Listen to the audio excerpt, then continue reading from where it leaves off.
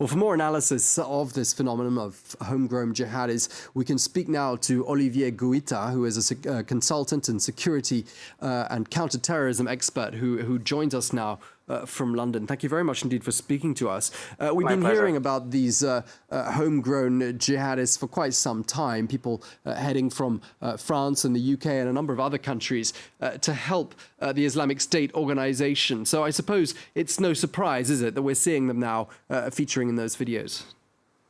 No, it's no surprise. And remember, ISIS has the goal of becoming the caliphate and a global movement. So for them to advertise Westerners in those videos make the case that they're ready to encompass everyone, because Al-Qaeda never did that. When Western recruits were going to Iraq in between 2003 and 2006, they were not trusted by the Al-Qaeda leadership, and they were doing just the dirty work that the main leaders wanted to do.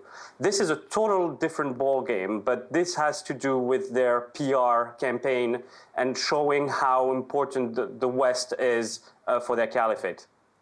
So what can Western governments do to stop these homegrown jihadists? What sort of measures could be taken to put a stop to this?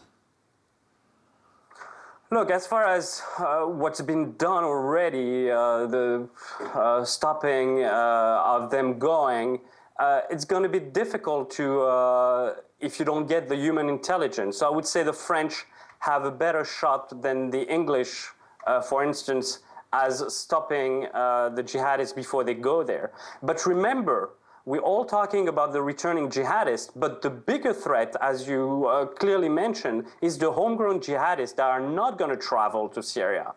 Because the spokesman of ISIS just a month and a half ago said, look, you don't need to come to Syria. You can actually do terrorist acts in your own countries, and that's what we want you to do. And that is much more difficult than actually somebody that we know went to Turkey and then to Syria and then through the family finding out that they're coming back. And that's the big, big difference from a month and a half ago.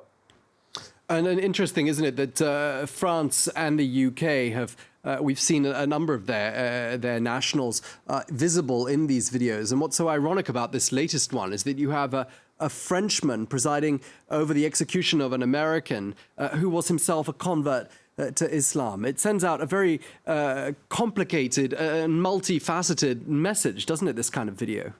Yes, but at the same time, remember, we found out a few weeks ago that Mehdi Nemmouche, the alleged terrorist behind the Brussels attack on the Jewish Museum, was part of that group that actually tortured French hostages that were liberated just a few months ago. So this has been really something that the Islamic State has been keen on, is getting local to get really an access to what's happening in those countries. And that's what's something that, as you mentioned, speaks much more to people than just having, Arabs from other countries dealing with Syrian. That calls it much more homegrown terrorism in this case. And just very briefly, is there a particular profile of individual we're seeing here? Are these loners, are these people who are problematic in society back home, which has sent them perhaps to question their life and to go off and fight jihad? Unfortunately, there's no profile. The only thing that you can see in the latest Lone Wolves attacks is that most of them were converts. That's the first thing. The second one, as far as disenfranchised or not disenfranchised, look, in the past, especially in the Arab world, most of the jihadists were coming from upper middle class background. They were all clearly educated, engineers, doctors, and they were self-radicalized over the web. Now the new trend with the West is really different, because in this case, again with Maxime today, it's a convert. All right, thank you very much indeed. We're going to have to leave it there. Olivier Gouita in London, thank you so much for speaking to France 24.